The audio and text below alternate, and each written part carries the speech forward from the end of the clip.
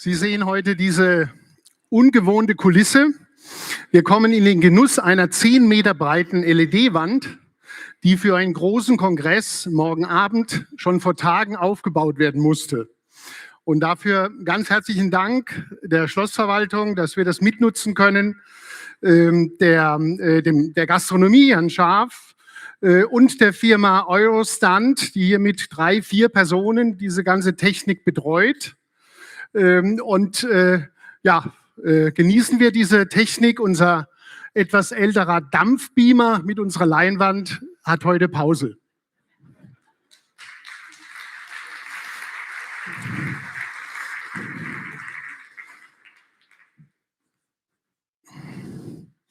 Ich habe noch Timo Horn vergessen, der das Ganze hier auch noch koordiniert.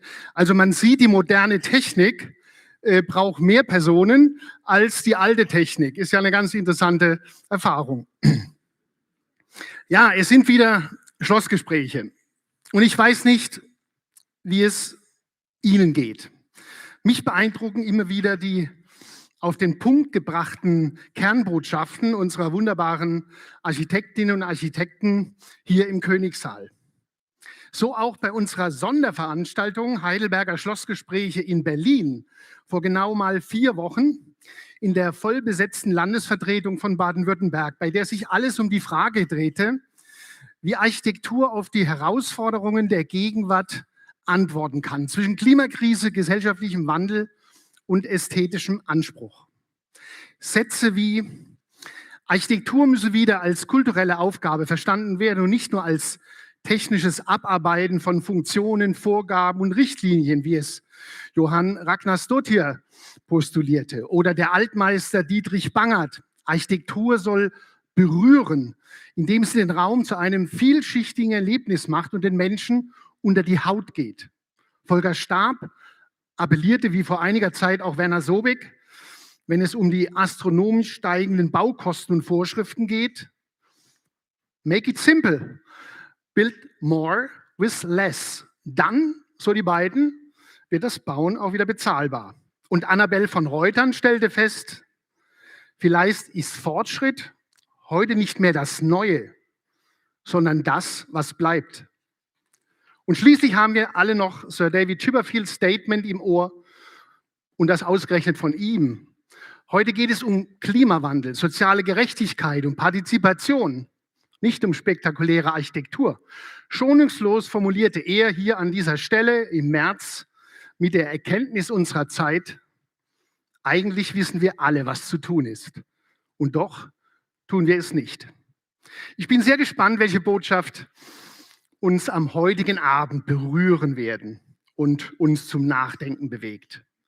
In diesem Sinne, verehrtes Publikum, ein ganz herzliches Willkommen an Sie alle hier im Königssaal. Unter den 800 Anmeldungen sind wir die glücklichen 600, die ein Ticket für den heutigen Abend ergattern konnten. Und ich begrüße auch die vielen Zuschauer draußen an den Monitoren. Ich werde immer wieder gefragt, warum verlangt ihr bei dieser großen Nachfrage keinen Eintritt? Nein, das wollen wir gerade nicht. Jeder soll hier teilnehmen können. Bürgerinnen, Bürger, Studierende, die ganze Baufamilie. Das schaffen wir allerdings nur durch die finanzielle Unterstützung unserer Sponsoren.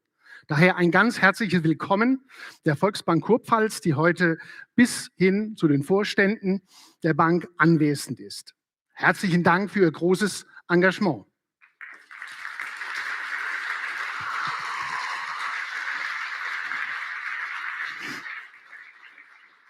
Herr Hoffmann, eigentlich müssten Ihre Kunden nach den Erkenntnissen von 14 Jahren und 25 Schlossgesprächen nur noch schöne Häuser bauen. Wäre mal eine Nachfrage wert. Das trifft seit langem schon auf die Gesellschaft für Grund- und Hausbesitz in Heidelberg zu, unserem zweiten Sponsor. Ich begrüße ganz herzlich den Geschäftsführer Peter Besinski und die vielen Beschäftigten der GGH. Auch Ihnen großen Dank für Ihre finanzielle Hilfe.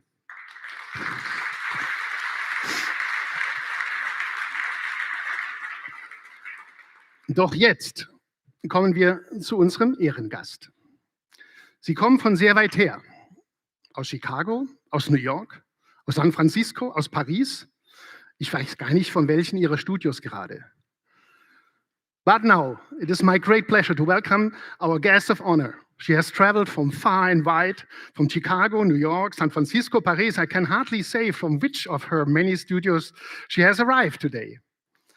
Heidelberg may be small compared with these world-famous metropolises, but it has grown into a vibrant center of architecture discuss. So, a very warm welcome to Jeanne Gang and her husband, Mark Chandler, here at the magnificent Heidelberger Castle.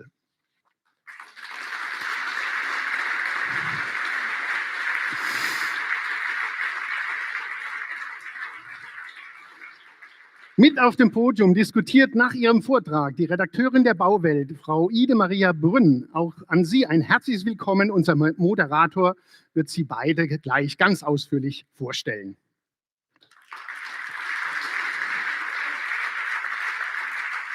Ich begrüße auch die Vertreter der Medien, das Feuilleton der Rhein-Neckar-Zeitung und bedanke mich schon jetzt für die wie immer faire Kritik und hoffentlich wohlwollende Berichterstattung.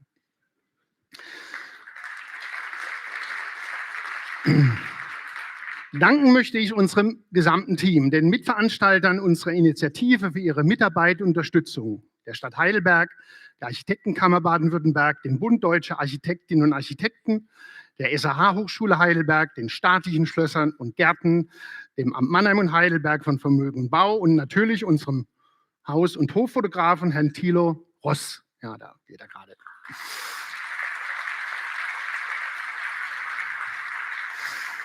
Ich danke auch den Edelhelfern von Vermögen und Bau an der Spitze, meinem Nachfolger als Amtsleiter, Herrn Marco Grüppel, und die vielen Freundinnen und Freunde für ihre ehrenamtliche Unterstützung und die verlässliche Erledigung der Organisation im Vorfeld und hier im Königssaal.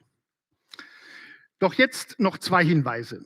Die Heidelberger Schlossgespräche sind Teil eines reichen Kulturangebots dieser Stadt. Viele Heidelberger möchten Kulturhauptstadt von Europa werden. Im Fasskeller befindet sich ein kleiner Stand mit Informationsmaterial des Vereins Kultur für Europa. Die Heidelberger Schlossgespräche unterstützen diese Initiative. In einem Jahr wird der Gemeinderat darüber entscheiden. Bis dahin brauchen wir jede Stimme und viele Mitglieder.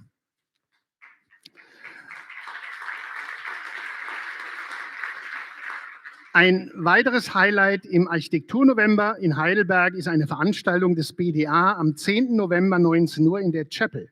Thema ist die produktive Stadt Gedankenspiele. Von der Industriebrache zum Möglichkeitsraum zwischen Heidelberg und Leimen, zu dem Sie herzlich eingeladen sind. Genaueres entnehmen Sie auch einem Presseartikel in der heutigen RNZ, wo Sie noch mehr darüber erfahren. Nun, wie immer, übergebe ich an dieser Stelle das Mikrofon an unseren Moderator, Herrn Wolfgang Riele, Ehrenpräsident der Architektenkammer Baden-Württemberg, den ich hiermit ebenso herzlich begrüße und wünsche uns einen erkenntnisreichen und unterhaltsamen Abend mit vielen guten Gesprächen hier und später im Fasskeller, dann bei einem guten Tropfen. Wolfgang, ich darf dich nun bitten, uns durch den Abend zu führen. Diesmal ist die Treppe links.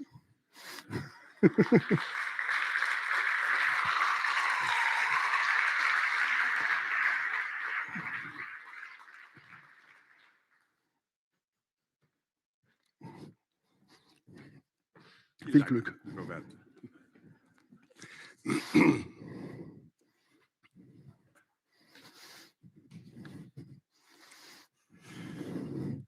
Good evening, ladies and gentlemen. As you know, at the Heidelberg Castle Talks, we like to showcase interesting and inspiring architects. Tonight, in continuity with our previous guest, Sir David Chipperfield, we have the second of our international English-speaking stars this evening, Jeanne Gang. She was named by Time magazine as one of the most influential people in the world. Wow.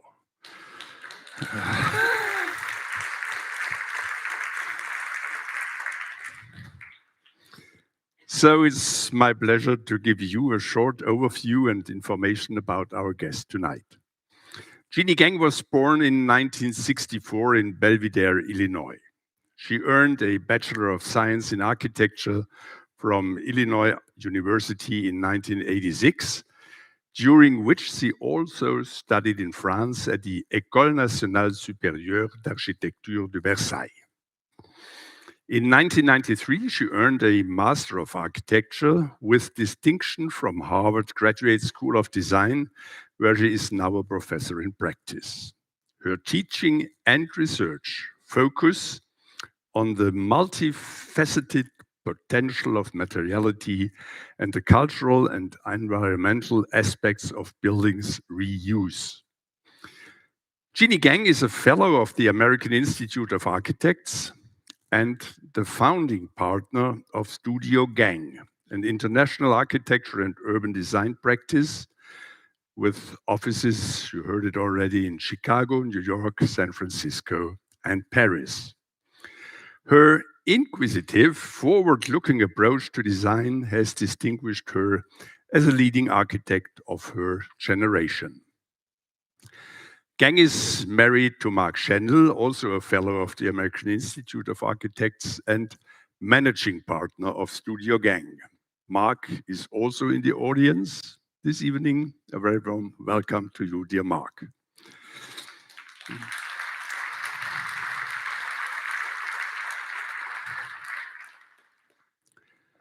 Of course, Jeanne has received numerous awards.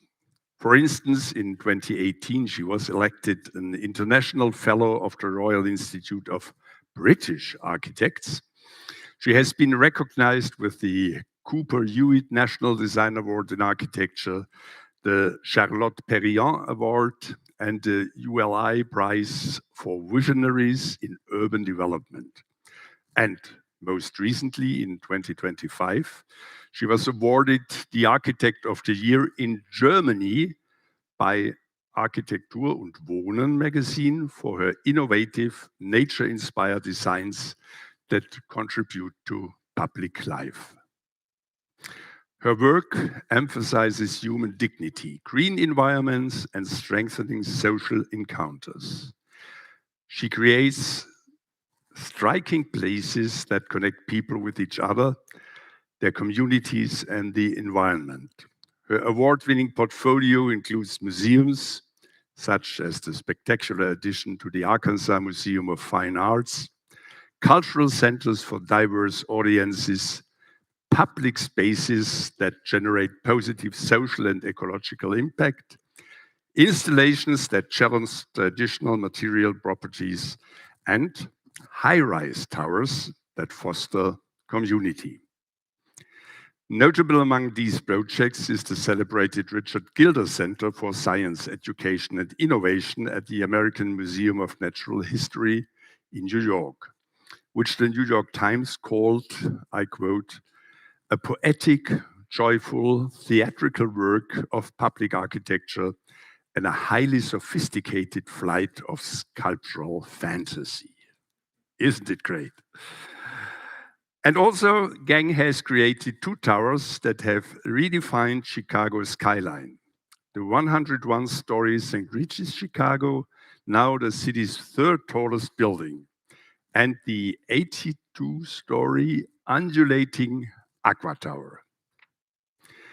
Intertwined with built work, Jeanne and the studio also develop research, publications, and exhibitions that push design's ability to create public awareness and give rise to change. A practice Jeanne calls actionable idealism. The studio has championed innovative design strategies to improve ecological biodiversity in cities, including bird-safe building techniques and an experimental prairie ecosystem on the rooftop of their own Chicago office. She's also the author of several books on architecture. Her most recent is titled The Art of Architectural Crafting, which we will no doubt be hearing more about this evening. So now it is my great pleasure to welcome Jeanne Gang to the podium to present her lecture on strategies for promoting urban biodiversity through architectural design. Ladies and gentlemen, please welcome Jeanne Gang.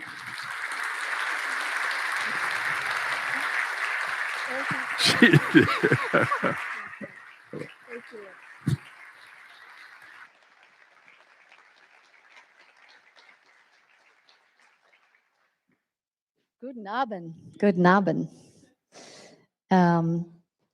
It's really a pleasure to be here. Thank you, Wolfgang. Danke, Bernd Müller, for your invitation.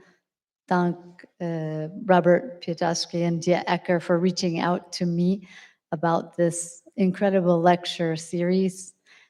And danke to my fellow panelists, Marie Brun-Ida and Wolfgang Villa. Thank you. And all of those of you who support these talks, which is a very unique, amazing event in such an incredible place. So thank you so much. And to Mark, my partner, who accompanied me here in Heidelberg.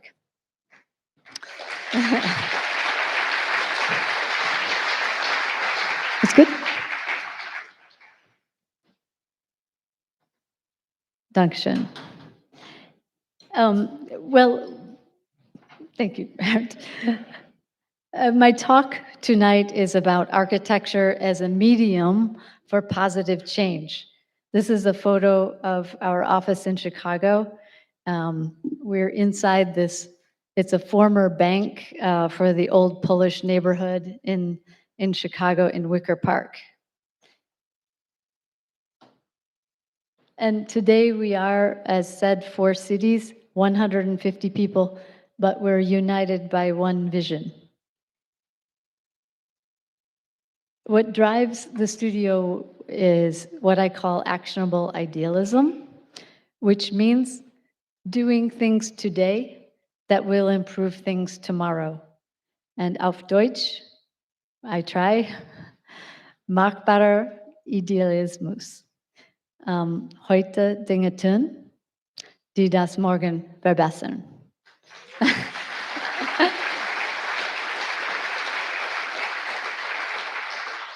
It means that we don't think about our projects as singular, isolated buildings. For example, we think about them as part of a larger system. So in order to make positive progress, we know that we're not just building these specific parts, but they are parts of a bigger whole, and they will get us step by step to the future that we want. This is also what we call system denken, systems thinking. Everything is part of a larger system, like the way our small building in Chicago is also part of a much greater city. And we are in the Wicker Park on the edge of this big city, Chicago, and you can see the skyline there.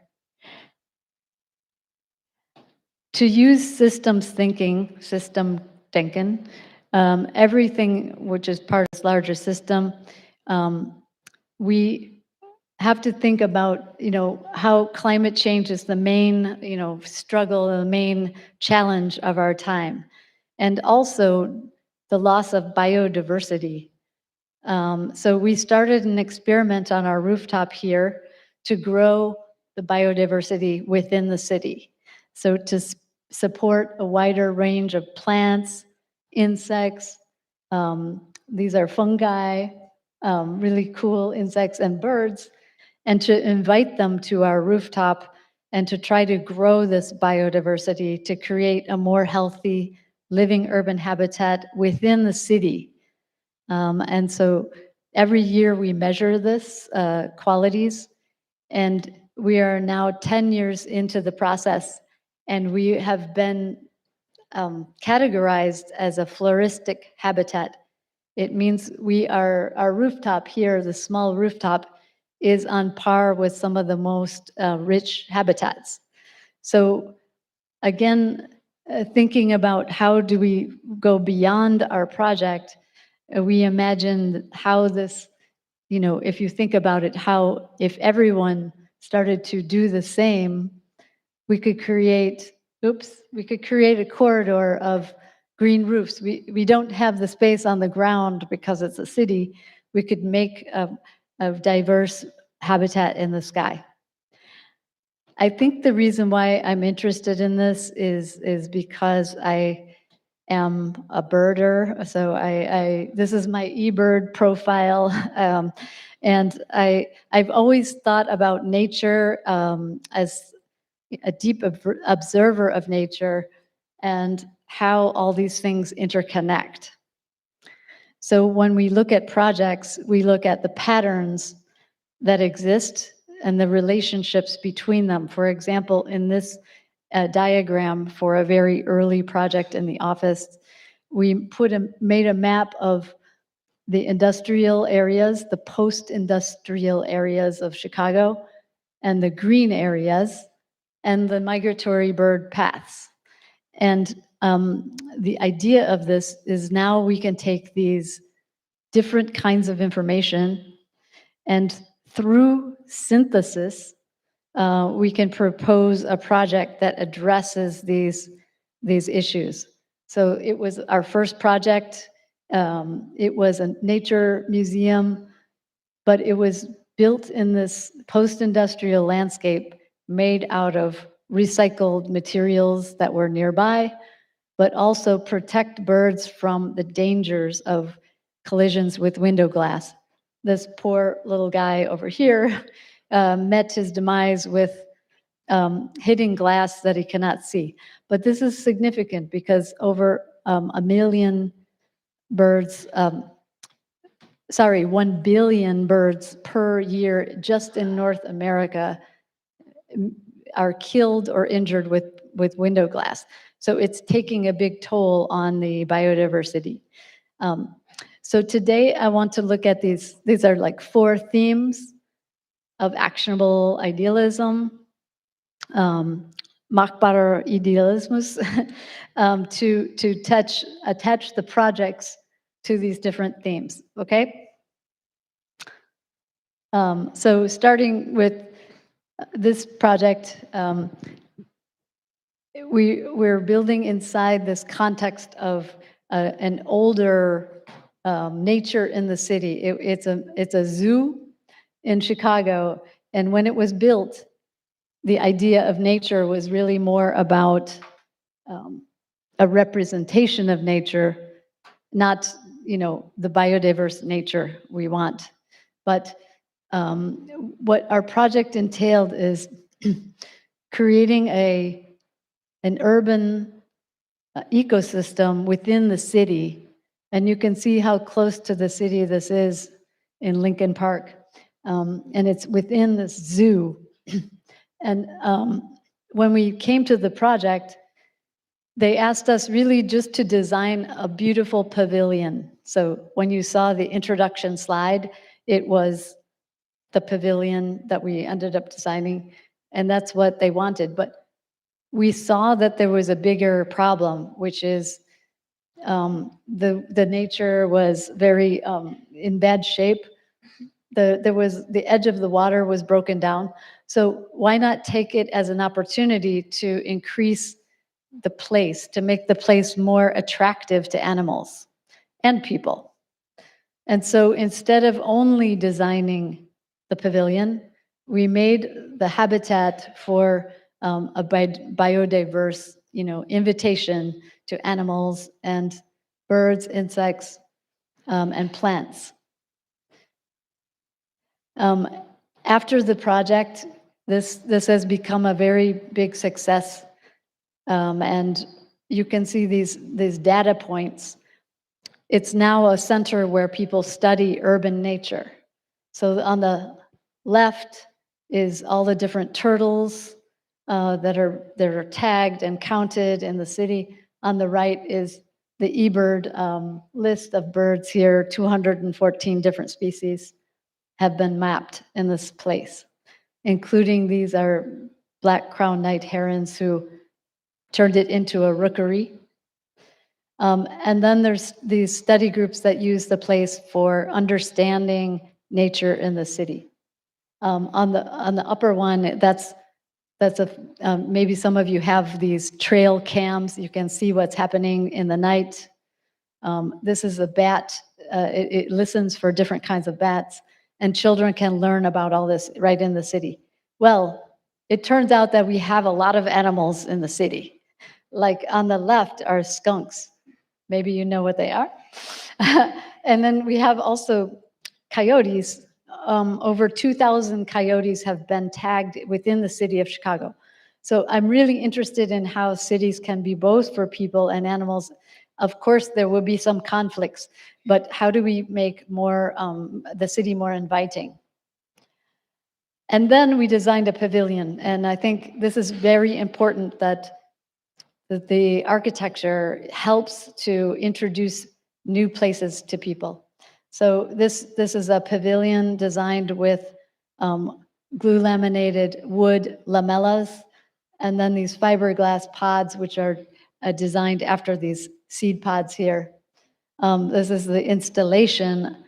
It was done very quickly for the pavilion. The landscape took much longer. But it's a beautiful place, and it was really meant to be for students, for these courses and classes for young people, but it's become a very strong gathering place, a place where people want to express themselves, and many people want to be engaged or married there, especially architects, of course. But some things you can't plan, like this was a dîner en blanc, which was organized to take place around the boardwalk, and just some wonderful, it's a real place, not just a pavilion, but a lively place where animals can coexist. So it's kind of a zoo without cages. And then it has this beautiful orientation to the city. Another project we did that emphasized, I want to say first, all of the projects I show you, they have a little bit of each of these themes, but just to make it more clear, I put them in those categories. So another project with the biodiversity at its core is a renovation of this campus at the University of California in Santa Cruz, California. And it was originally designed by this architect. He was a postmodern architect, Charles Moore. He worked with many different architects, and I've met people here in Germany that knew him. And he did this famous campus. You can see the frames and the postmodern approach for students. It was student residences and classrooms. And it was featured on Progressive Architecture's cover in 1987. When we visited the site first in 2016, it looked pretty much the same, but the students had expressed that they didn't really like to live there anymore. Okay, so that was a mystery. If you look at the overall campus, University of California, you can see the dotted area up there. That is where the Kresge College is located. So different colleges located in the same university. And the condition of the buildings and adding, we had to add a new about 6,000 units for student residences and classrooms. So when we start the project, we always ask who lives here. It's not only the humans, but In this case, it's a coastal redwood forest, very beautiful. There's many kinds of fungus that just live with the redwoods. They have the famous acorn woodpecker who puts his acorns in those holes. And the mascot for the school is this creature up here. It's a banana musk. So it's a kind of like it's like a snail, but it's yellow. So it's called the banana, and it is their it's their mascot for the whole school. The thing about the redwoods is they grow in these families.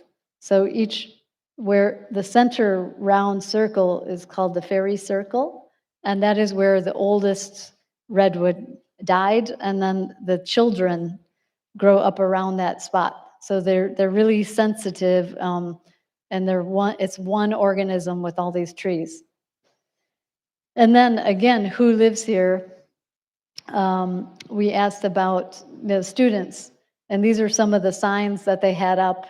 So you can tell it's a very progressive group of young students.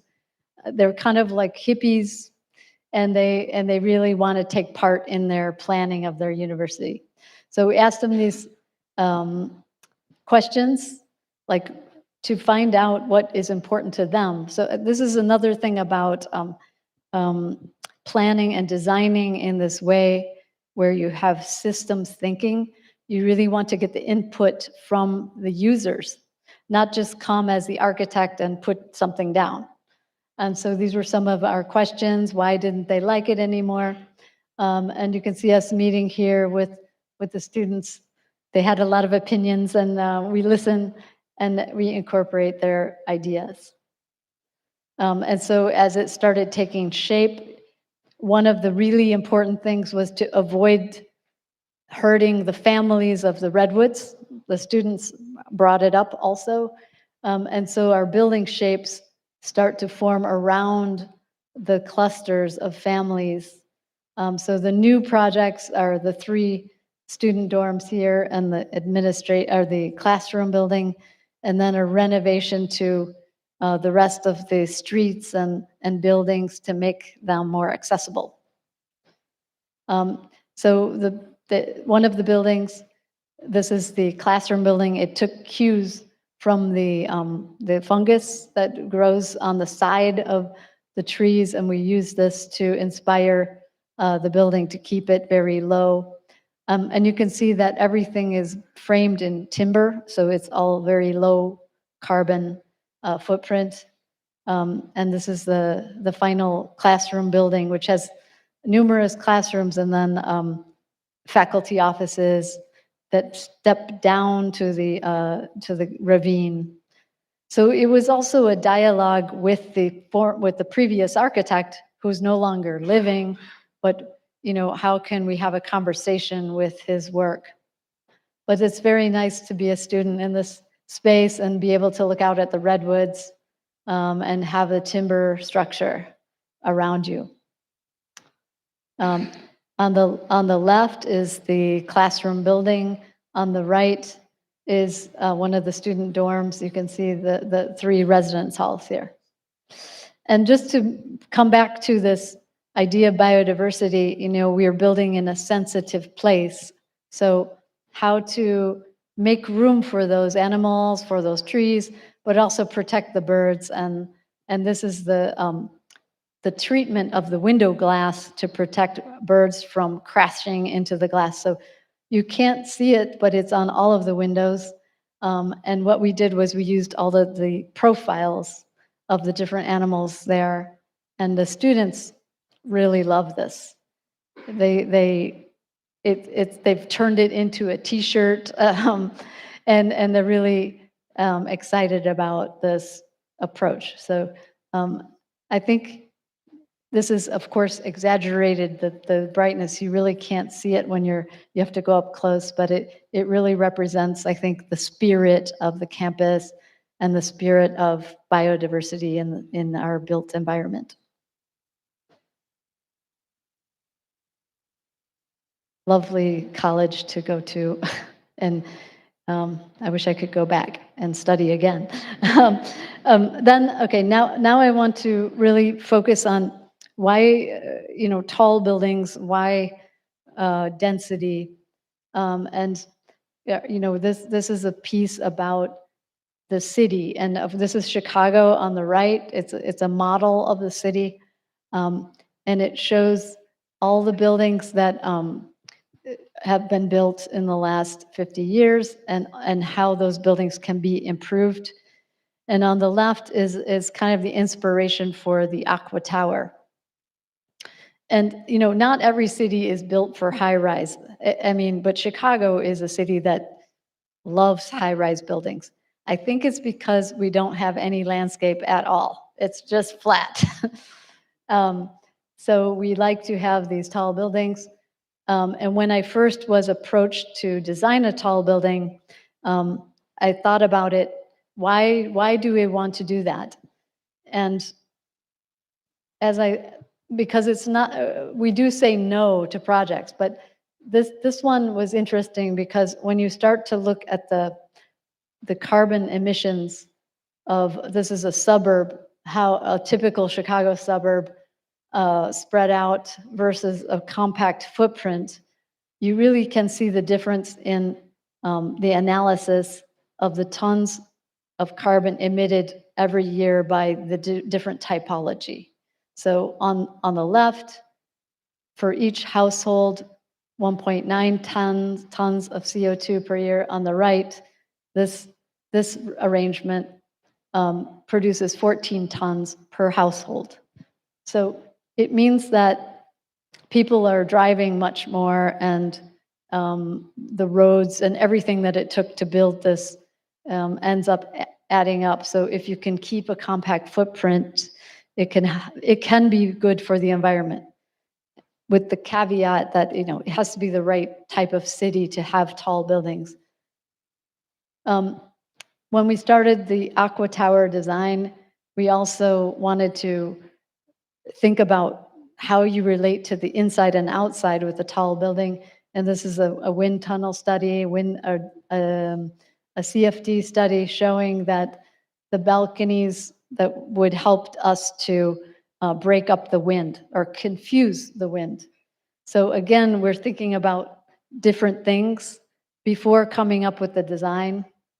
Another factor at the time was just that we have these new technologies at that time in 2004 to be able to use GPS to lay out the floors differently. So it's a combination of these possibilities that brought us to the design of the tower. And so I think this it's a video that shows the differences of how the floor plans lay out, but these artistically rippled floor plates actually help to reduce the wind pressure on the building and make it more comfortable to use the balconies. So this is the final building on the right, and we were always thinking about the way that people would relate to each other in the building, like maybe getting to know their neighbor, sight lines, human behavior, and some big balconies where people can really go outside. And I think it was one of the first tall buildings to really embrace balconies and make it really the emphasis of design. The second tall building I wanted to talk about, it's not as tall, but it's on this very compact triangle site in Denver, Colorado. This is a new hotel called the Populous Hotel. And what's interesting to me is, trying to do high density or more compact buildings on sites that maybe would not be usable otherwise. So we had a very difficult site there. Oh, this is the city hall, and on the other side of the park is the state capitol. So here's a sketch. And we tried to make this hotel work on a very difficult site to bring people downtown. It's an area that has a kind of after 5 o'clock at night, very dead. So to try to reinvigorate the city and make it more walkable. So it's a triangle there. And you can see the main park. Most of the art institutions are to the south, and then the business district to the north. So this is a hotel that takes its inspiration from nature. I don't know if you've been to Colorado, but aspen trees are everywhere. They're also a species that is related to each other in families also, but they're very prevalent in Colorado. And so the first idea was really to create kind of a forest in the city. And you can see how compact the floor plan is. It's a hotel with lots of different sizes of rooms, from small to medium to large, trying to get as many people into this space as possible, but giving it a sense of welcome. One of the things I always found interesting about aspen trees is they have these eyes. Don't they look like eyes? Like, really look like eyes. And I was thinking that, eyes are like windows. Could we have windows that are like eyes? And so we started to design windows that were like little eyes. That's a test in our studio of the scale of the openings. And then we made the eyes have eyebrows to protect from water, and to change the eyes for the different orientations around the site. Here's a bigger model that we made out of wood. And all of these pieces are prefabricated and brought to the site. And so the surprise for me, I did not realize fully how much a window can frame something. And it's not just the city capital, but also small details in the city have a frame. So it's a very lovely experience, and you can really sense there's the state capitol in this one. You can sense the connection to the city around you. And this building is the first zero carbon hotel in North America. And it's amazing how the client also really supported, and even with the management of the hotel, green practices, they did. We couldn't have enough renewable energy on the site, but they did offsets to get to zero, and we did everything we could to get it to be this experience that's very different. And so the compact, high-density city needs to be porous and connected to the pedestrians. If you've been to the States, you know that a lot of times they put parking on the lower levels. We have no parking at all. And then this ground floor is really inviting, with multiple levels that are community focused. So it's the Populous Hotel. Okay, now I'm moving on to bio-based materials, which are really exciting, and we've been are using them. Bio-based meaning coming from nature, and wood and new timber, mass timber projects are starting to become more prevalent, and we're really learning to accept them in our cities. But I think wood can be used in many different ways. In this project, we wanted to use it in its most elemental state. And so you can see here, they're the log ends, the ends of the tree, maybe about half a meter deep.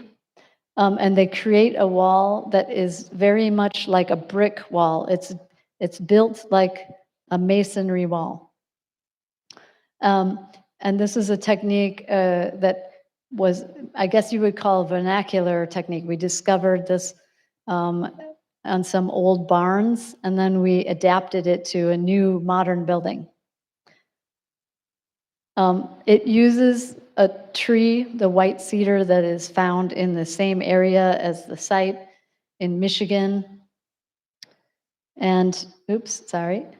And then the technique we're practicing here with the architecture team and the builders to learn how to make it, to learn how to improve it, and to bring it up into 20th century, 21st century standards. And I just love the way that it ages with time and that it is uses a wood that has no treatment. You know, the only thing to treat this wood is just time. Let it dry out over 1 year, and then you can use it in this application. And inside, very connected, it's a place where students go to learn about social justice, and they become leaders in social justice. So it's a place that needs to make everyone feel comfortable, no matter where their background is from. And we did that through the use of a fireplace, through the use of a kitchen, and other things to make people feel at home. This project just recently opened, and it's the first mass timber project for Harvard University, and it's a conference center. And it's their first mass timber project, as I said, but it's also the one that went the furthest for us in terms of reducing the carbon footprint. So I think the potential of this project is really to influence Boston and Harvard to go on and do more timber projects. It's the pink square there, and it's part of this much bigger network of spaces in Alston, which is across the river from the main campus.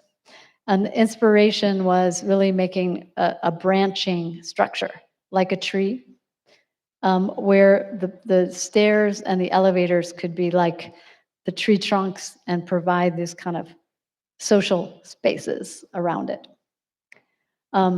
So really working with the material and the structural engineer to come up with this structure that was very efficient, but also very beautiful and branching like the tree. We put the largest space for gathering at the top floor, so you feel like you're almost up in a tree house in the canopy, and it looks back over the Harvard campus. This is the final, some photos just finished, but the elevator cores are separated to bring light and air between the tree trunks, and the circulation wraps around those elevator cores. And you can see the sky, the light coming in, and the connectivity through the structure. It really feels like you're entering into a treehouse. I had a treehouse when I was young, and there's a special feeling of climbing up there, and that made sense to us for the conferencing and meeting. It's about networking and learning from each other. Okay, so now the last part, I wanted to talk about this idea of grafting in architecture. So it's really about reusing existing buildings to reduce the carbon, to reduce the embodied carbon, and to reuse buildings, but to reinvent them. On the left is was a building in Chicago in 1975 by an architect, Bertrand Goldberg. He was a student of Mies van der Rohe, but I guess Mies kind of disowned him after he did the curves. But he did have this Miesian sensibility about expressing the structure. And it was a hospital for women, and so I've met a lot of people that were born in those rooms there. And when we heard it was going to be torn down, we were very sad because all of the architects love this building. And you can see it has a podium at the bottom. But there was no way the university who owns this building is going to keep it because it didn't have enough square meters, and they wanted to build a new lab and a new building, taller, bigger. And so what we proposed, and this was it's not a commission, it was just an idea to build on top of it, to extend its core, to extend its capacity, to make it a higher capacity building. And I think that's the main point of what grafting is all about, and I'll tell you more. But it was it was interesting to the New York Times critic who put it on the front of his section, and he talks about a vision enabling a clover to bloom. That's the clover over there. A third way, not just preservation, but adding to something. The reason it was possible to do the tower above is because in the center of the building, that was originally the nursing station. So there wasn't a big, heavy elevator core there. So we could go in the middle there with new structure. So something like this, like grafting. And this was just to get people talking about the possibilities and to think about what it means to add on. I mean, think of Rome. Rome is one layer after another after another. And of course, this is important because using an existing building is a lot less carbon. So it's much less carbon than building a new heavy building. This was from the EU, where different strategies for reuse, and you can see that up at the top is increasing the intensity of use, delaying the demolition. So these are really effective ways to reuse. And so that's what I was teaching the students at the Harvard University. And I finally wanted to put this research into a book form. So it's called The Art of Architectural Grafting, and a lot of other titles below. But this is based on the research of finding these old guides that oftentimes had many different subjects within the magazine. So I took the opportunity to add other topics that I was interested in to the book, but they all come in under this heading. What is grafting? Well, it's a very, very old technique, and I'm sure you've all heard of it.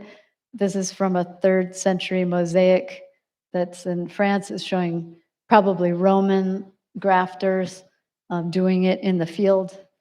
And I love about it, it's a way that humans connect with nature. And they do it so that you can produce tastier fruit, more beautiful flowers, but using the strong qualities of the original rootstock. I found evidence in every so many different cultures that were doing grafting and writing these guides about it. And if you've ever eaten an apple, you will have probably tasted it's a product of grafting, because today, to get the same quality for the apples that we eat, we need to use this technique. There was an artist who did some of these. This is an artist who was here in Heidelberg who was trying to show the different varieties that once existed. This is an art group who goes through the city and grafts onto existing street trees, because the street trees are bred to be sterile, and they're trying to call attention to the food scarcity and how grafting could help with food scarcity. But what grafting is really it's a response to a wound. So you cut the branch and then you join these branches, 2 different species. It's not a sexual reproduction, it's really cloning. It's more like cloning. And then the wound develops and it becomes stronger around that wound. And these are more modern day studies of this grafting technique. So I took my students to learn this in plants, and then we wanted to apply it to buildings. So look how small these pieces are. It's very delicate, very precise, and it takes a lot of care. And those are perfect qualities to apply to architecture. So it's really, what I'm trying to talk about is a design philosophy that is upcycling buildings by adding new additions to older structures that is advantageous to both. And so the idea is you create this new architecture that incorporates new and old and makes them both flourish. An example, an old powerhouse in Wisconsin that the college wanted to use grafting to improve. And I'll just take you through. This was during COVID. We were asked to convert a coal-powered fire plant into a student center and a health center, ironically. But what was really interesting is that sometimes with the grafting, this is the old turbine hall, you can really take advantage of the spaciousness of some of the industrial buildings to provide spaces you would never be able to do today, building from new. So there's some great advantages. This is one of the classrooms. And then there's a practice hall. That's a running track coming through. And it's just a wonderful center for this small college. We have a competitive pool in one of them. So it's really a nice example of how you can continue the dialogue with the older structures and create something vibrant and new. And it's really, if you imagine, if you did not renovate or adapt this building, it would just be sitting there and it would be a drain, negative drain on the city. But here it really provides something new. And it's just a lovely place to be in. Okay, the second one is the Arkansas Museum of Fine Art. It's in Little Rock in Arkansas. It's this museum here in the park. It's a small city on the Arkansas River. And over time, this art center had built on many different additions, different ages. The earliest building was 1937. And then year by the year, without much thought, they just kept adding on and adding on. So when we came to it, there was 8 different structural systems, 8 different mechanical systems. How do you make sense out of this so that the building can live? So sometimes you have to take away something. These are all the different drawings that we made of the different systems. And we found that one part of the building could take an additional floor. So we put it there. So what's radical about that is that, sometimes architects try to force things into a preordained vision. But what this type of work takes is really responding to and working with the qualities that you have. So we decided to make an axis through the middle and to open up the building to the original entry and restore the original entry, but create new parts that could move out into the park. And so here we'll take a little walk through there, the previous and the new. And then we united all the parts of the building with color and light. So this is a new cultural living room where people can talk about the art that they've seen, a new restaurant and social space for people to connect, just giving it this added capacity. It also is used for events and really trying to be used more fully, adding capacity 24/7 to this building. This is the additional floor that we added to the existing. There's classrooms and theater space all throughout this building. And it's really been a very successful boost to Arkansas and created so much buzz and community space for them. That's the restaurant, and there it is in the park. Okay, and then the last kind of project that I wanted to show before I wrap up is the Gilder Center at the American Museum of Natural History. It's again kind of a campus, with, a campus with 26 different buildings, and the place where we're adding onto it, the Gilder Center, there on the west. Here, the president and the leader of the museum really wanted to respond to this kind of doubting of science. So there is an urgency to this project. You know, we have people that don't even think that climate change is real. And it's how can you make a museum that is exciting for students and adults to want to discover more about science and more about careers and more about nature? So instead of the cases of the old museum, they wanted something that was more feeling like alive. And our project is kind of a graft. It's grafted onto the existing, but it opens up new passages, new connections, so people can flow through the building and discover new things. So the green part is the addition, but the white part is how it connects to all these different places. I think we had something over 30 new connections on the different floors to the rest of the museum. And what's interesting is it didn't start from the outside, but it started from the inside. And we could only put a building on these very few columns that went down to the ground and through the basement. And so this is, it's kind of a natural kind of structure that holds the floors on either side. And so it's almost like a canyon or a cave structure that's doing some structural work. And it was about trying to find an architecture that would inspire discovery and adventure and exploration. So those are the kind of inspiration of landscapes that makes you feel that way. And so you can never see this if you went there, but this is the structure.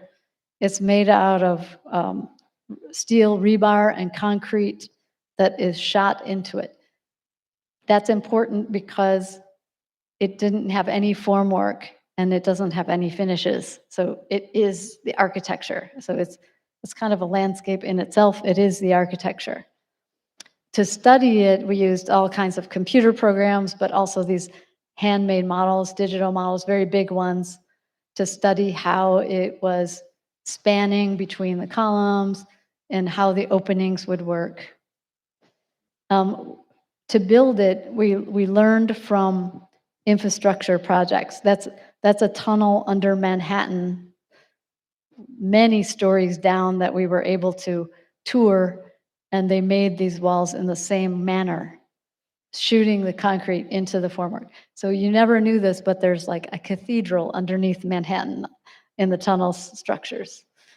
And in our structure, it's very much the same. You can see the relationship.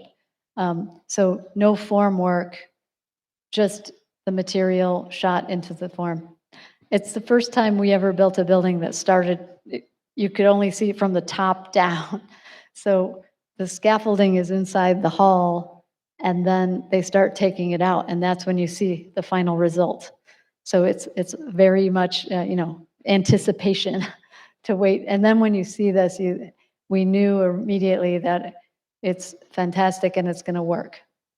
So there's a lot of spaces in it. We put a lot of places for people to sit, people to stop and talk about what they've seen inside, because we learn that when you go to a museum, you don't really learn from the text on the wall. You learn from talking about what you saw with your family, with your friends. And these are some of the views. So inside all of these openings are different galleries, different circulations, different access to collections, to classrooms. I think there's 25 classrooms in here that will help the New York public schools teach science. to the students. And there's living butterflies. There's a library, which is really fantastic. It's open to the public to use. It also has a column that could only land on one spot. So it branches out to pick up the outdoor walls. This is a view from the collections core looking out. This is in the vivarium for the butterflies and the insect. What's really cool about the insect part is they never were able to show their insects before.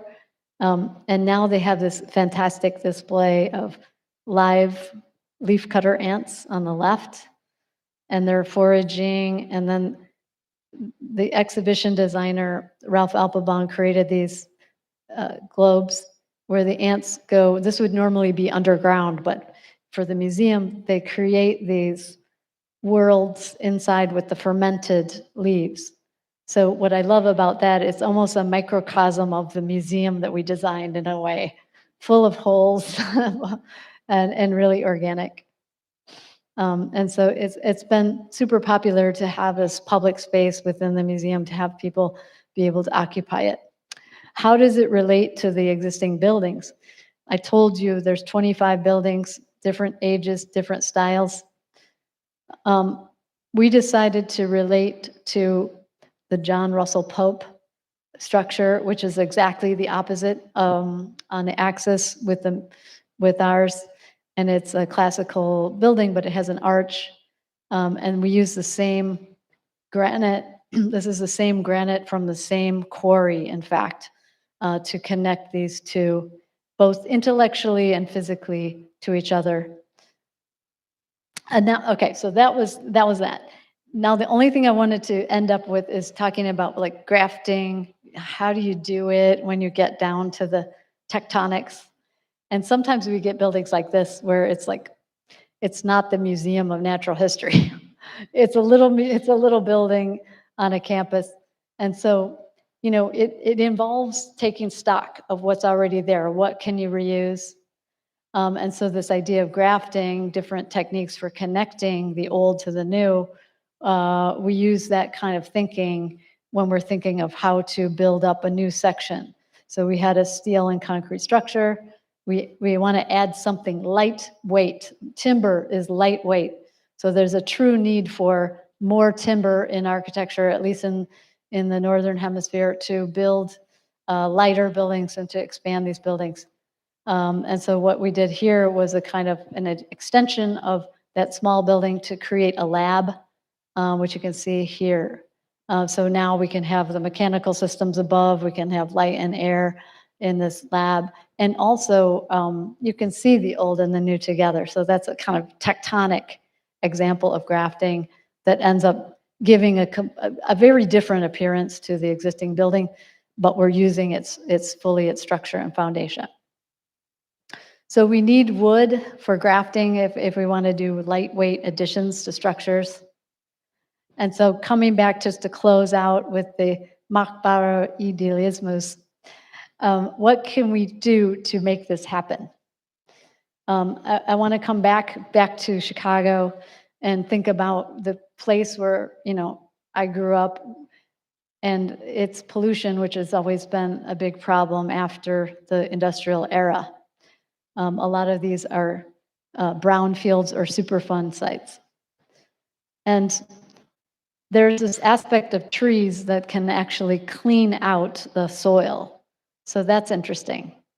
So dot number one, you know, this is especially a hybrid poplar tree is very good at cleaning polluted soil. Then you have the forests of the United States. This is mainly where we get our timber from in the United States, but you can see the area I showed you around Chicago, there's nothing there. There's no forest there, but there's a lot of pollution. So connecting the dots, we also have loss of jobs because of the loss of the industrial era. So there's one CLT plant that's a cross-laminated timber plant in Chicago.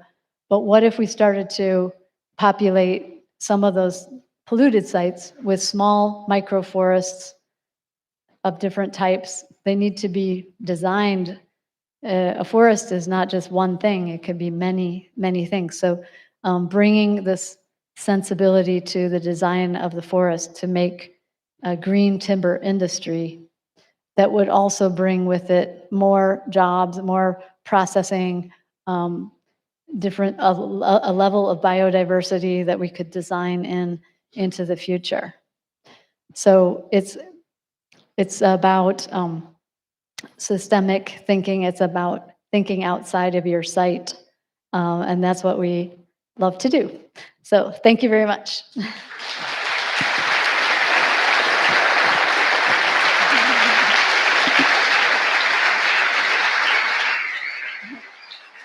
Thank you.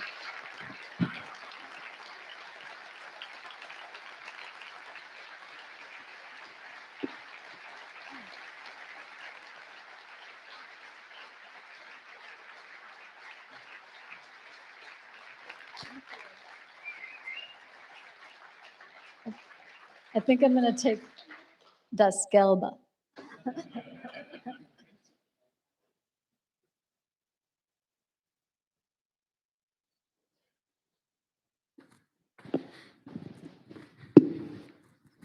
Thanks a lot.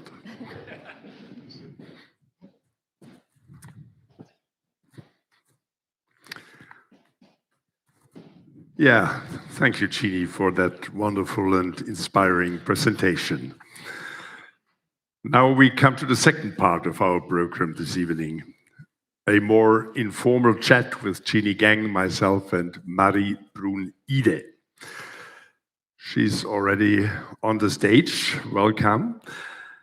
Let me give you a short background about Marie while she makes her way up to the front. She's here.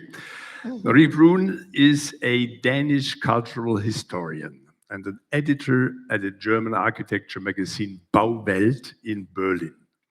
She also writes for the Danish architecture journal Architekten. Before joining Bauwelt in 2020, she worked at the landscape architecture office A24 Landschaft in Berlin, the Institute for Sustainable Urbanism at the Technical University of Braunschweig, and in architectural and urbanist practices in Copenhagen and Rotterdam. So together, I hope we can get a bit more in depth into Jeanne's work, process, and idealism. Please welcome Marie-Ide.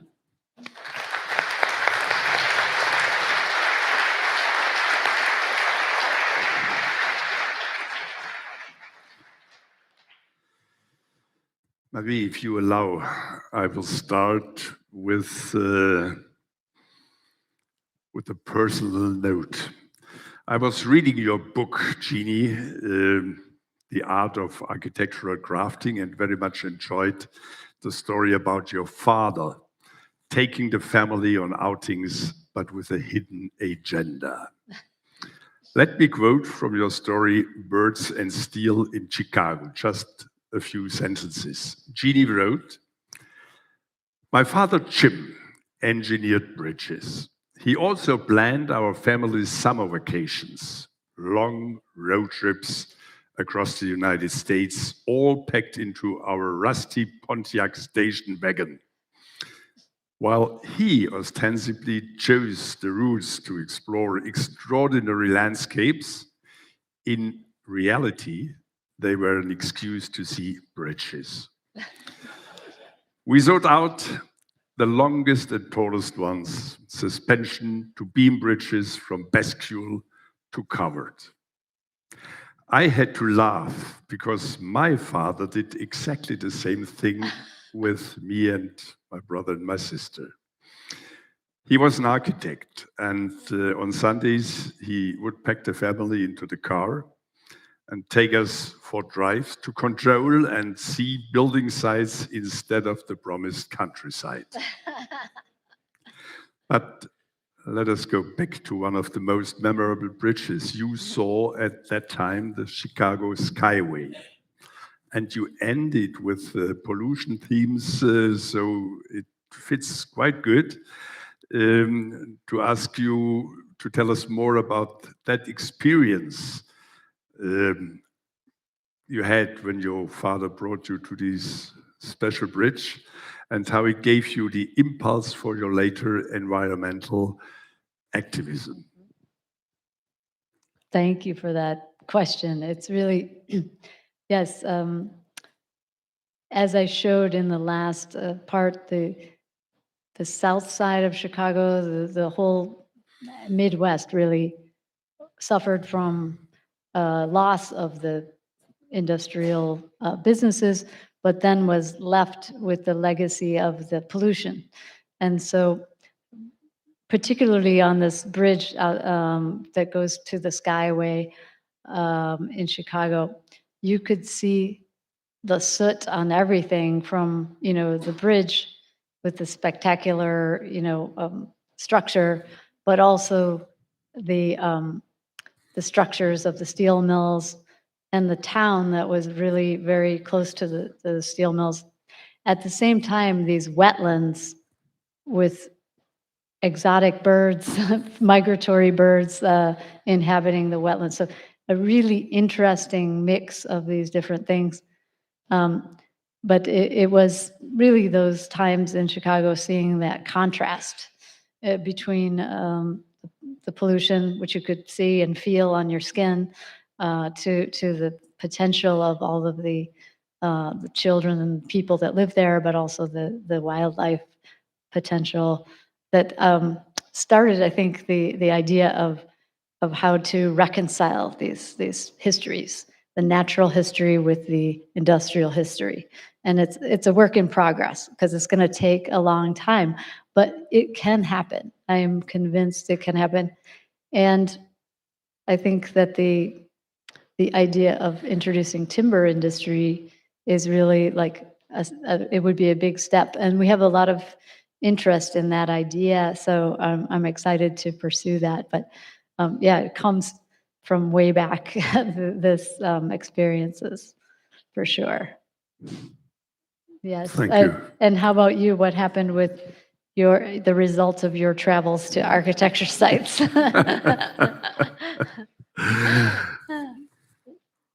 Voila. Thanks for Mary, your will you presentation. go on? So I think your work is obviously addressing cities as a key arena for tackling the biodiversity and the climate crisis. However, the question not might be just how cities, how flora and fauna can survive in cities, but how we can actually live together, all of us, differently. Yeah. So how do you see design as a means to cultivate new forms of coexistence between species, human beings, environments in urban contexts? It's a great question because I think for so long, philosophically, humans were separate from animals, other animal species, like, and we didn't even in our in history we didn't even recognize that we are part of nature, part of it. So first, it's like we have to change that way of thinking and realize that we are also part of nature and it's all connected. So that's what these networks, if we lose our biodiversity, we probably will lose us. It's very important to have these connections. So we have to figure it out, to your point. How can we increase the biodiversity, but still, of course, we have dominant way of building, and it doesn't include space for creatures or any living other things. So the roof deck, the roof garden, which is really a wild place, is one way because everyone has these roofs, so we can start to create a network there. But what I've noticed, the urgency of the city becoming that is just that if you look outside the city, that is the least biodiverse area. It's becoming less and less biodiverse because agriculture is becoming more efficient. So there's less spaces in between fields for, cover for food. And there's also an increase in the logistic landscape. So if you order, things from Amazon or, those take big spaces and warehouses. So we're kind of like urbanizing the rings around cities. So cities have to be like a resting. They have to be there to provide a place for cover, a place for habitat, and we need to kind of realize what that means. And I think we're in the experimental stage right now of how close can we get to other species and have this healthy network. I don't think that the answers are all known, but an example of the nature boardwalk shows that it can be pretty close, and it's actually attractive to go there and to be around a lot of insects. There's actually less mosquitoes because you have more birds. So you improve the quality of the landscape by having more diverse species there. Yes, not a monoculture, but a very rich, diverse plant. It starts with the plants, because that's what the animals need for food. Then you get the insects, then you start to get birds. And then if you're really successful, then you can get mammals like the skunks and the coyotes, if you like that. But it shows that the environment is becoming healthier. Yeah. When we speak about biodiversity in Germany, we very often discuss about facades, not only rooftops, but also green on the facades. And not only landscape around the buildings, but on the buildings. Yes. Your buildings seem very clean on the facade, especially the Aqua Tower, which I love with this undulating facade. No green at all, but with its balconies very similar in structure to the Bosco Verticale in Milan. Yes. Have you a problem with green on the facade? I love the Bosco Verticale in Milan, and to achieve that, that's a very difficult technical achievement, and so it's not every building could have that, and I think and that one does it really well by having enough earth, enough maintenance for the plants and care. And so not often do we have a project where we can afford that amount of intensity on the facades, but it is another frontier. One of the things about these very tall buildings, is it has the higher you go, the windier it is. So it becomes more difficult to have plants survive on that kind of facade, whereas you can protect it more when it's on the roof surface. So that's just a reality, but I think it's a good idea, and it needs more study and more adoption in the world, because it also, there's a cooling effect, but there's a degree of investment in the water that's needed up there, and whereas a roof, you can collect the water that just naturally falls. So it's technically harder, and it is more carbon intensive to put it on the facade. Let's just say that. Thank you. Yeah. If I may, I would use this photograph to ask you if the impression the building brings today is the same as at the time you did this photography, because with us, balconies are used as storage place for cycles, for many things, and some people want to get their privacy and cover the railings. Have you no problems with that building, or have you regulations to prohibit this? Well, you're not going to like my answer, but I actually like it when people put their stuff out there. Because it shows that they are taking over the space, like Christmas lights or bicycles, and it shows an affection for the building. It shows that people live there, and I think it gives it more vitality. It does not disturb you. Okay, thank you. Marie. So within recent years, there's been a lot of discussion in architecture about whether reuse could foster a new aesthetics. However, within biodiversity projects, it sometimes seems like they look a bit the same, like with, for instance, green facades, or if you have a DGNB gold building, you might not even see it. Do you see an artistic dimension to biodiversity projects? Does it open up to like a new aesthetic vitality or innovation?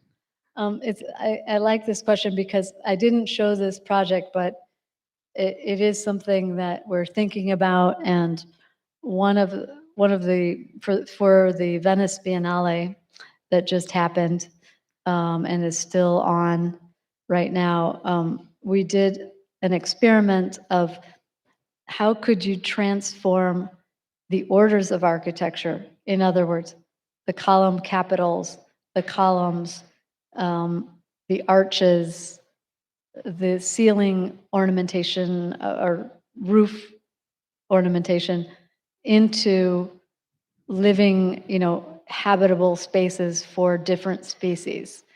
And so it transformed, let's say, a pilaster with a column capital. We designed it to accommodate bats. So it's called the bat capital. So like just starting to ruminate on how maybe even classical architecture could be tweaked in order to be more welcoming and more habitat friendly. So I think there's something to that, and it's going to be definitely something we explore going forward. And these are colorful things, so it's not just like putting green on the side of the building, but really making an architecture language that it was made of ceramics, and it's an outdoor material for the column capital, for the column that accommodates, like I said, the bats, but also cavity dwelling, nesting for birds that use cavities that are already in cities. And so really thinking through what they need specifically and how it can relate to already, architectural language.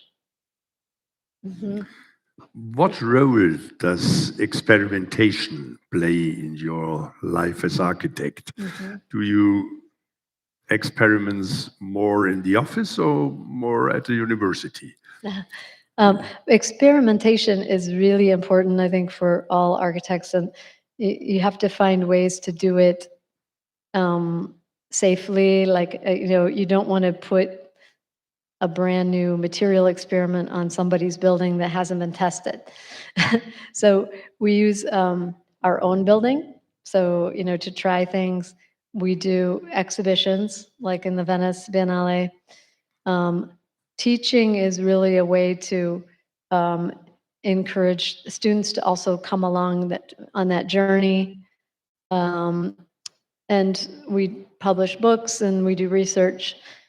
So those are kind of some of the ways. And pavilions are another, like a small step into something bigger. So oftentimes you'll see architects design a pavilion and later it informs something that they do that's larger scale. But it is really important, and it helps you clarify your thinking, especially writing. And writing, toward the publication of a book, you must put down your ideas on paper, and it helps you to clarify those ideas. So for me, it's very important exercise, and it helps to to kind of guide where's the experiment going to go next. And that's the fun. I've always thought that, like, you know, to start your own office, it's not to be in the model of exactly somebody else, but you really want it to be something that is fun and exciting for you. So you have to design your practice also, design it to be able to accommodate those things. Maybe they're unpaid, or, you know, how do you manage all of these things? Luckily, I have Mark Schandl to manage my finances in the office, but we have to think about new modes of practice that will allow these experimentations. It's very important, and it's very difficult, you know, in the traditional practice to be able to afford it, to be able to carry it out, execute it. And you find other partners, I think, that want to do that with you, maybe with a structural engineer, or, you know, or other architects, and you can work together to try things. Thank you. Marie. Looking at your work, it becomes apparent that you engage a lot with socioeconomic questions. How do we ensure that changes brought about by biodiversity do not contribute to greater inequality, like, for instance, preventing certain groups from having access to nature? How do you make sure that projects have a social or cultural impact that everyone can benefit from? Yeah, I think it's a right. It's really a right to have access to nature, and that's why, you know, whatever type of project we're doing, we try to integrate and also work with the community, the local community, to find out what their interests are. And I think once you do that engagement, you hear little hints of what is wanted. So we recently designed a park in Memphis, Tennessee, you know, where Elvis came from, and where wonderful music, heart of music in the US. And it was a waterfront site, and really kind of treated like a loading dock, really, and the city wanted to return to facing the river instead of turning away from the river. And so in that project, we engaged a lot of different neighbors and students, and just asked them, what do you want to have? What would make you come down to the waterfront? And without us trying to put something there first, we really just wanted to hear and to participate with the community. And what they said was really interesting. They said, we want shade because it's very hot. We want some recreation, like, you know, for playing sports, or just you know, various things like dancing. And we want restrooms, and we want food. And it was such basic things, like it's nothing earth-shattering. But then what we realized is that, you know, bringing it to the waterfront, it almost made like ordinary activities like on a grander stage. So we made a pavilion that could be used for basketball and dancing and music and just hanging out. And we made some really nice small pavilions for food and restrooms. And what the magic is that the community came up with the ideas, and then we designed them, of course, but it's like they felt like it was their park because they had the ideas of what to be in it. So it really worked, and it's hugely popular, and to all different people from different economic backgrounds. And one of the things that we did, I think that was really, it's to learn from, is we want to make it so that people talk to each other, not just the people from their own economic, you know, background. And so we made these really big swings, and where people could sit on the swing, and it's just big enough that it doesn't feel awkward, or you're sitting next to someone that you don't know. But when people are on these swings, they start to talk, because it's like, I think design helps bring that out, and also nature and biodiversity, because it's a pleasant place to be. There's learning that's going on. And it really starts to help people, encourage people to cross over these divides. There is a certain culture in the United States in the moment to deny the existing of a climate change. And if we regard these pictures, especially the last one, you seem to live in a paradise, and you can understand that people deny the problem we have. This movement affects it to your doing as an architect or as a teacher in a university? Have you problems to live your conviction of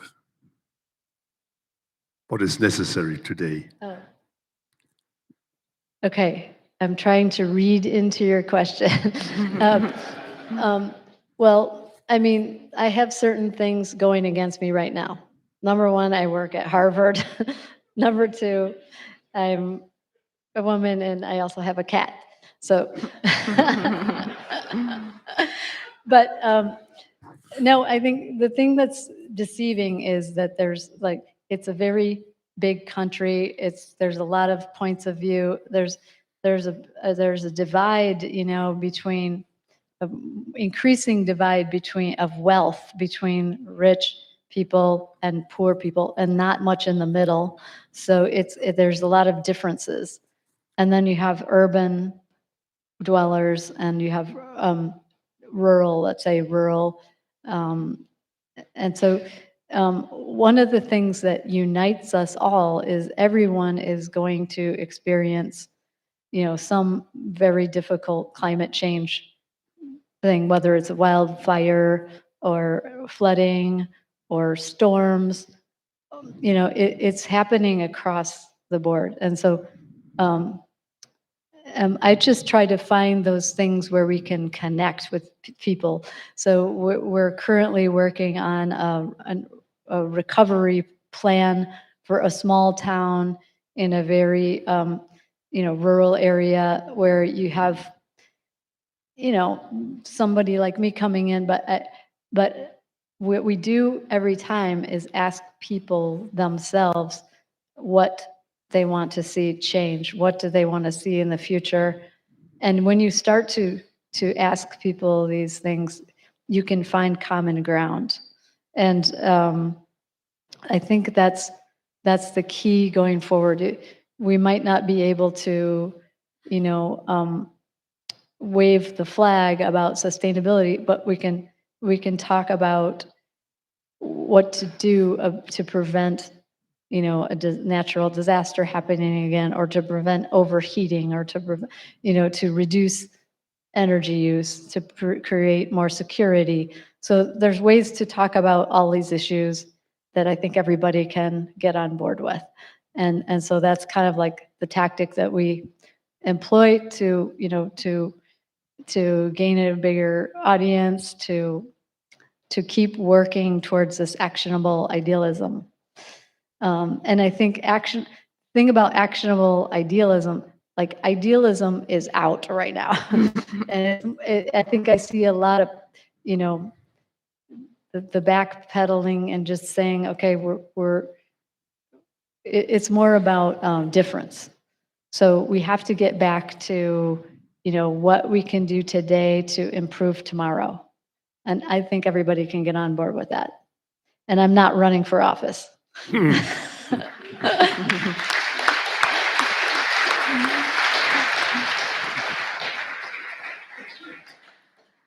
So you presented to us this technique of grafting, where you join two plants to grow as one. this challenges us to think of buildings not as fixed objects, but as evolving organisms that can be adapted, enriched over time, rather than replaced. How did you come to think of this biological analogy? Oh, I think I was starting to get into plants and did, just, they're so amazing how adaptive they are and how they are, whatever you put in against them, they can still overcome it with so many different strategies. It's incredible. So, but grafting was a way that humans were interacting with plants. So that was interesting to me. And then I found that, there's two different ways of thinking of adapting buildings. One is the preservation approach, which is, to put it back to how it was. And the thing about grafting and plants is they'll do whatever they have to do to live, because living is the most important thing. So I'm concerned that too much preservation, although it's important, but if you try to preserve something too much, it might not live, because it needs something. It needs to be serving the needs of our time. It needs to respond to different ways of life, the way that we live now. And if you don't let it, change sometimes radically, it could die anyway. So there's this thing about grafting and plants that is so inspiring, is just that it will do whatever it needs to do to survive. So that's one thing. And then I also liked that that basically this weird difference between the United States and Europe, where in the United States, people would rather just tear down everything, like just make it easier, get rid of the building, and then build a new building. And so for them, we have to encourage them to reuse the building at all. And in Europe, working in France, it's the opposite. Like, don't change anything and do not add on to this building. Just like that's, very out. So for them, it was also inspiring. It's pushing them or inspiring, let's say, Europeans, because you have such a much older culture, older buildings, but maybe you need to reinvent some of the buildings so that they can live. So I think it works in both ways, but very differently.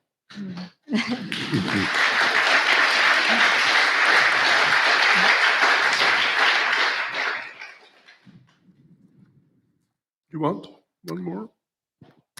If we stay with the landscape, Studio Gang's work is very much inspired from this and built in dialogue with topography and nature. Compared to buildings, landscapes are more dynamic. Nature changes. How do we work with time? I think that's interesting. Yeah, with the building, we have to think of, what I think is interesting is this asynchronous collaboration. In other words, there was the original architect, and I think it's important to try to understand what the original architect was trying to do, except if you have like a very anonymous building that's just been repeated over and over, like the last one I showed you. But that's a really interesting thing, because we always talk about collaboration, but that means we're both in the room, but here's an architect that was before you. So that's like almost imagining a collaboration with the past, and then imagining in the future. And I think that's really different about thinking about grafting instead of thinking about, let's say, just adaptive reuse. It's like, what is the next architect going to do, and how will they relate to what you've done? So you can almost start to think about how you set it up for the next architect, so it can be a little bit easier. So it's almost like it's playing a few steps ahead And that's different. So and nowadays we always, when we design, let's say an office, we also go through the exercise of changing it and thinking of it as residential also. So it might not even be planned, but if you could get the dimensions to be somewhat similar, you can actually make it more possible to go forward into the future and adapt it again. So it's a kind of like the authorship is the thing that's interesting is the authorship, instead of being, I always learned in school, like, this is your building, it's your signature, da da da.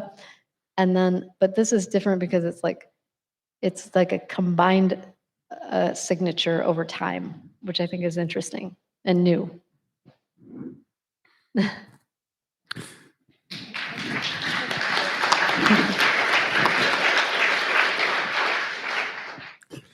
It seems as if you currently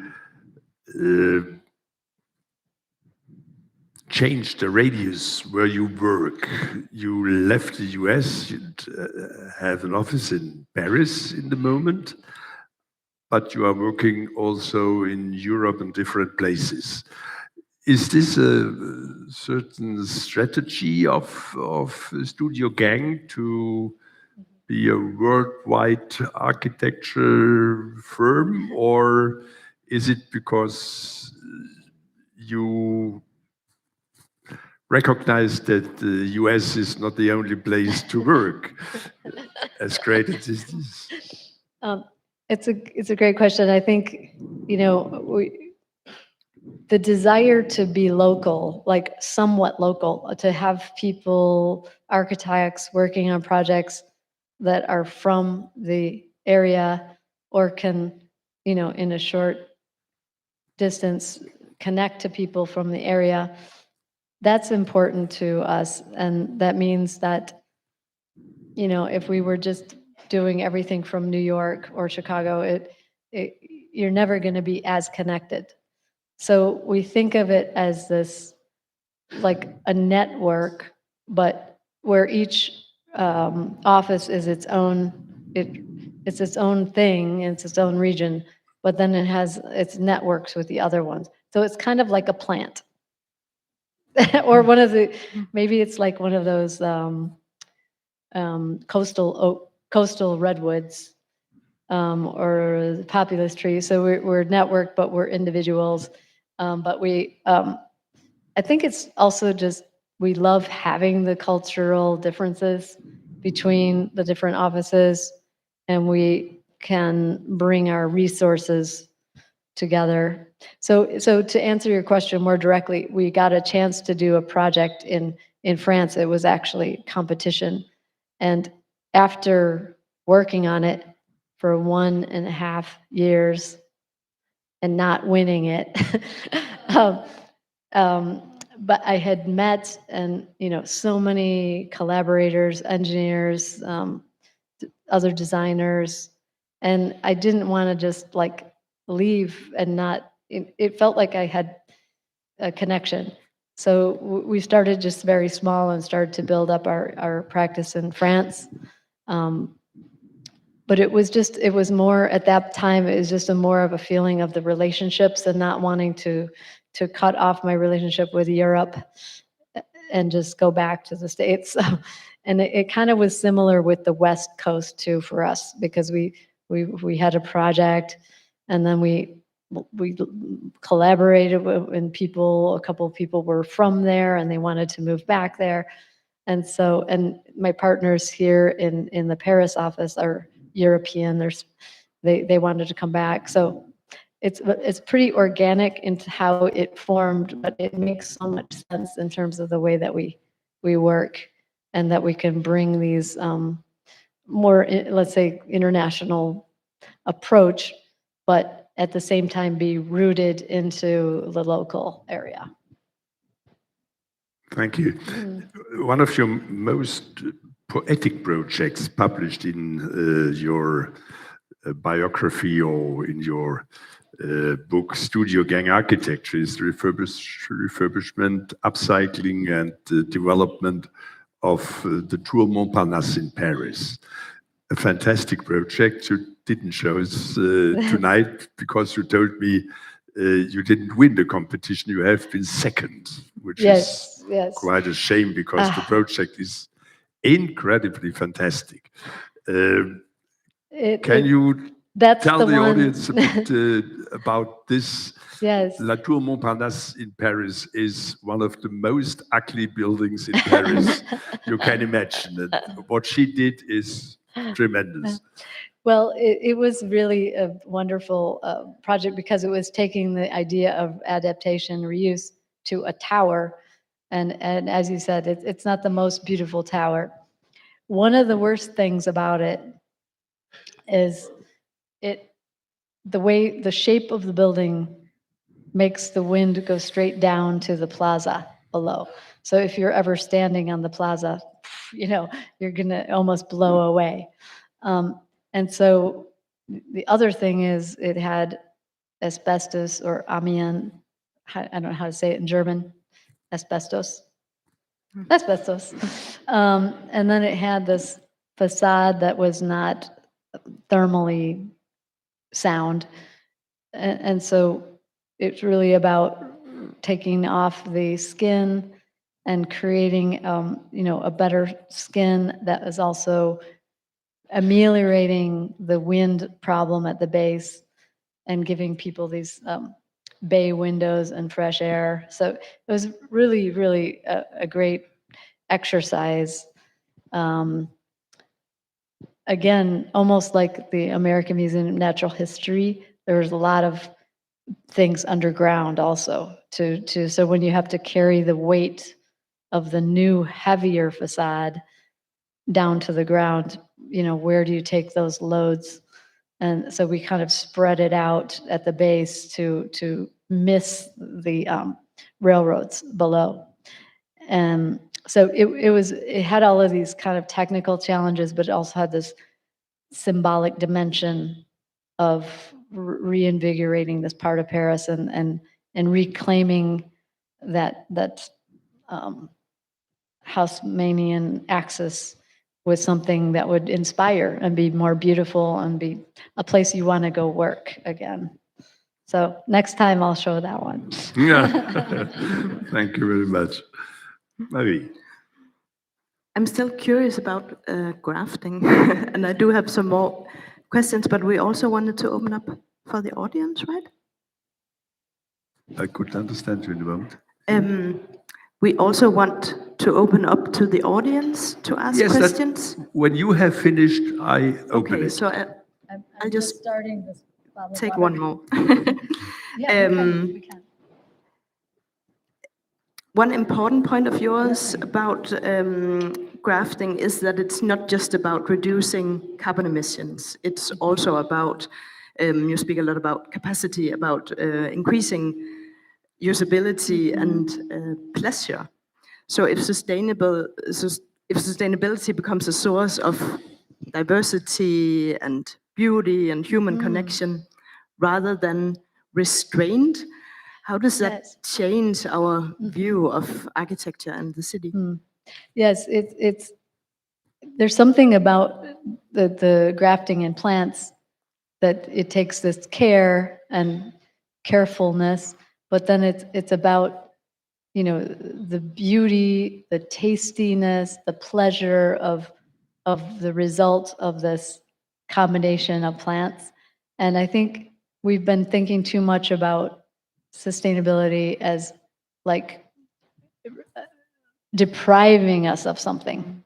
And so this is a way of getting something pleasurable back. And I think that's important to realize and to embrace in a way, like a way to see that there's something, a benefit, an added delight that can be found in a thing that would be normally, okay, we're just going to do a carbon calculation of, it's important to do the carbon calculation, but I think in general, thinking toward what we get out of it is really a shift that's needed, because we need to shift the mindset some people talking about abundance right now, about, you know, what there is to gain from a transition of energy.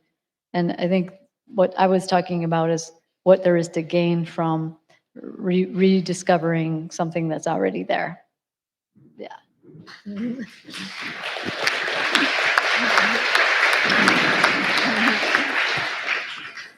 Because Jeanne was so disciplined with the length of her lecture, we have time for some questions from the audience, as we usually ask. Is there anybody who wants to ask something to our guest? We have some microphones here. Bernd is looking to the hands going up. I'm sure there are some questions. Not really? Okay. If you don't want. We have another point about which we can speak later. Because the third part of the evening is down here in the cellar, in the wine cellar, and we can speak with one another down there. Yeah, yes, if you want to just talk down there, and please don't be shy. I will be right. Okay, please join me in thanking Jeanne Gang and Marie-Ide for this wonderful evening. I give you my applause and thank you very much.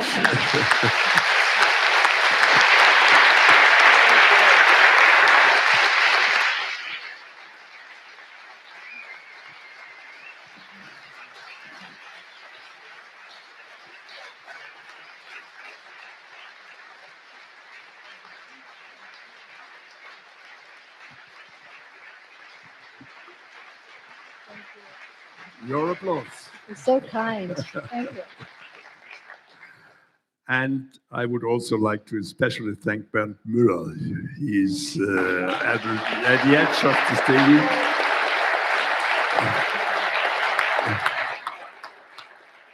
And the members of the organization team, the technicians who helped us this evening, and also Jeanne's team who worked with us and did the preparation for you. Fine, if you want to and like to join us, we meet down there, and I give the word back to Bernd Müller. Thank you. Vielen Dank an euch dreien für diesen wunderbaren Abend. Ich habe zu Anfang gesagt, was bleibt, was beeindruckt uns, über was denken wir nach. Bei mir ist es so, Jeanne hat ja in erster Linie Gebäude aus den USA gezeigt. Viele von uns, mir geht es so, haben, wenn wir die USA hören, im Moment ganz andere Gedanken und ganz andere Bilder im Kopf. Und diese Seite von Amerika, von der amerikanischen Architektur, sieht man hier viel zu selten. Es macht Hoffnung und ich finde großen Respekt, mach weiter so, viele weitere solche Gebäude und dass auch vielleicht die Medien in Deutschland mehr über solche Dinge berichten, wie über irgendwelche Ballhäuser oder abgebrochenen Seitenflügeln. Vielen Dank.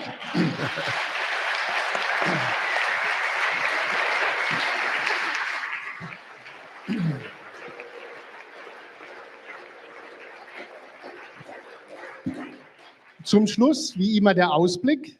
Am 21. April 2026 kommt Jacques Herzog von Herzog de Meuron zu uns.